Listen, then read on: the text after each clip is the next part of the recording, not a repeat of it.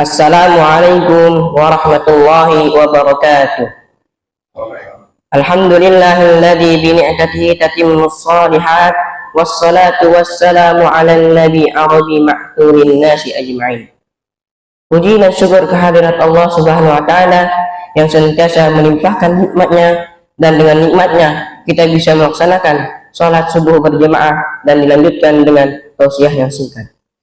Salawat serta salam tak lupa kita junjungkan Nabi akhir zaman, Nabi Muhammad SAW, yang senantiasa membawa umat Islam dari zaman jahiliyah menuju zaman Islamiyah.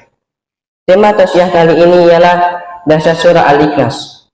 Jemaah muslimin dan muslimat yang dirahmati Allah Subhanahu wa taala, ada sebuah amalan dan mulihan ini kita harus menjaganya dan mengamalkannya.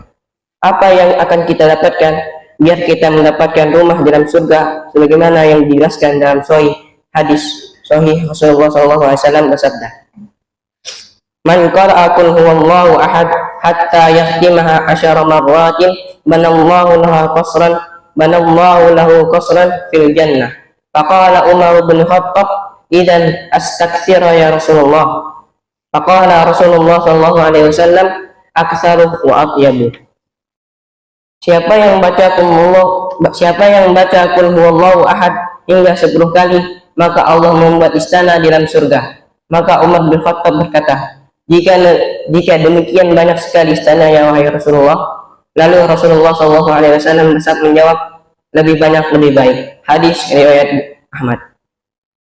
Insya Allah semua muslim hafal surah ini. Tapi apakah kita pernah sadar surah ini sangat dicintai Allah Subhanahu wa taala?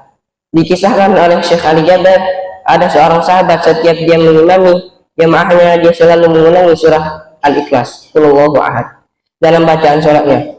Baca surah ditambah lagi dengan Qul huwallahu ahad, di rakaat kedua baca surah ditambah lagi dengan Qul huwallahu ahad.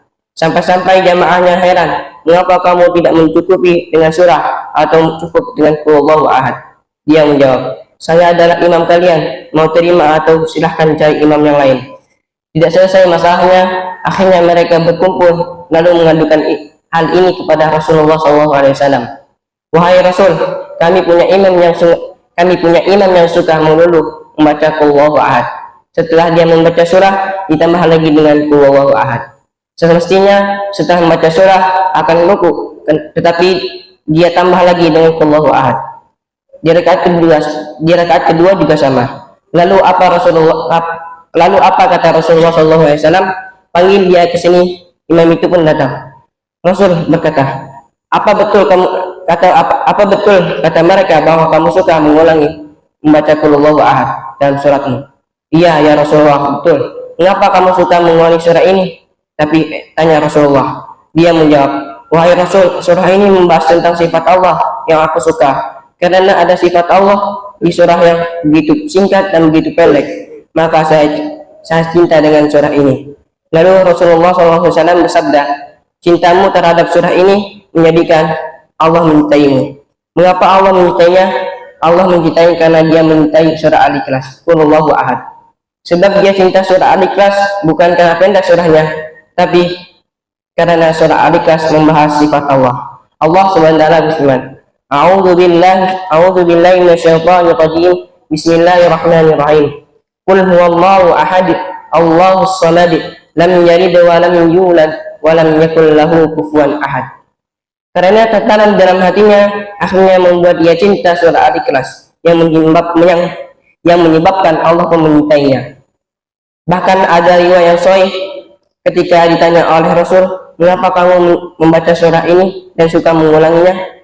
Ia menjawab, aku mencintai surah ini karena di dalamnya membahas sifat Allah. Lalu Rasulullah SAW berkata, kecintaanmu terhadap surah ini menjaminmu masuk surga. Maka memperbanyaklah baca surah Al-Ikhlas. Membacanya tidak harus di masjid, boleh di rumah, di jalan, di mobil, di motor, saat berjalan, dimanapun kita berada, bacalah surah Al-Ikhlas, kecuali di tempat yang dilarang. Cukuplah membaca 10 kali dalam sehari, kita akan mendapatkan rumah di surganya Allah Subhanahu wa taala. Surah inilah yang membuat kita menghayati. Jamaah muslimin dan muslimat yang dirahmati Allah Subhanahu wa taala pasti sering membaca surah Al-Ikhlas dalam salat. Tapi apakah pernah merasakan indahnya surah ini padahal kita sering membacanya? Jangan-jangan kita selama ini sering membacanya hanya karena pendek, membacanya berkali-kali sangatlah baik, tapi bukalah hati supaya hati ini tersentuh dan mencintai surah ini hingga Allah pun mencintainya. Kalau Allah sudah mencintai kita, insya Allah akan beres dunia dan akhirat. Dan Allah sudah mencintai hambanya, akan beres urusan dunia dan akhirat. Dia enggak akan tersesat, enggak bakal sengsara, enggak bakal gelisah, enggak bakal salah jalan, karena Allah sudah mencintainya. Maka berlatihlah sebisa kita untuk menanamkan rasa cinta kita kepada Allah Subhanahu wa taala mulai surah Al-Ikhlas ini agar Allah mencintai kita. Syekh Ali Jaber rahimahumullah pernah berpesan dalam sebuah kitab tentang amalan soleh. Beliau berkata, kita tidak tahu amal soleh mana yang menjamin husnul khatimah dan masuk surga. Bisa amal soleh yang sederhana, yang remeh, yang kecil, tetapi ternyata mulai amalan itu kita bisa terjamin masuk surga dan menjamin husnul khatimah. Syekh Ali Jaber. Jamaah muslimin yang rahmati Allah Subhanahu wa taala, inilah yang kami sampaikan pada subuh kali ini. Semoga sebelum kita tutup, marilah kita beribadah kepada Allah Subhanahu wa taala.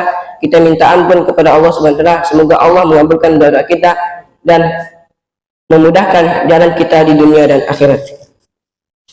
Bismillahirrahmanirrahim. Alhamdulillahi rabbil alamin, hamdan yuwafi ni'amahu wa yukafi'u mazidah. Ya Rabbana, lakal hamdu wa lakal syukru kama yanbaghi li jalali wajhika wa 'azimi sultanik.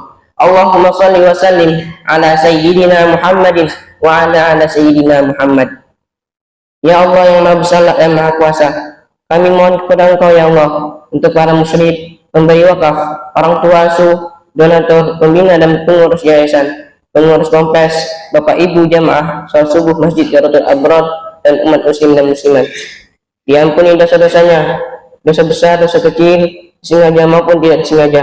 Diberi hidayah agar dapat melaksanakan semua perintah-Mu dan meninggalkan semua larangan-Mu. Diberi kesehatan agar bisa istiqamah dalam melaksanakan ibadah baik yang wajib maupun yang sunnah. Diberi rezeki yang luas dan berkah agar mau berbagi kepada anak yatim dan duafa dan perjuangan Islam. Diberi kemampuan bisa bersabar jika menerima musibah dan memandai musyrik kenikmatan. Diberi keturunan yang qurrat a'yun, keturunan yang saleh dan salihah. Rabbana atina fid dunya hasanah wa fil akhirati hasanah wa qina adzabannar. Subhana rabbika rabbil izzati amma yasifun wa salamun alal mursalin walhamdulillahi rabbil alamin. Sekian yang saya sampaikan pada kesempatan ini. Wassalamualaikum warahmatullahi wabarakatuh.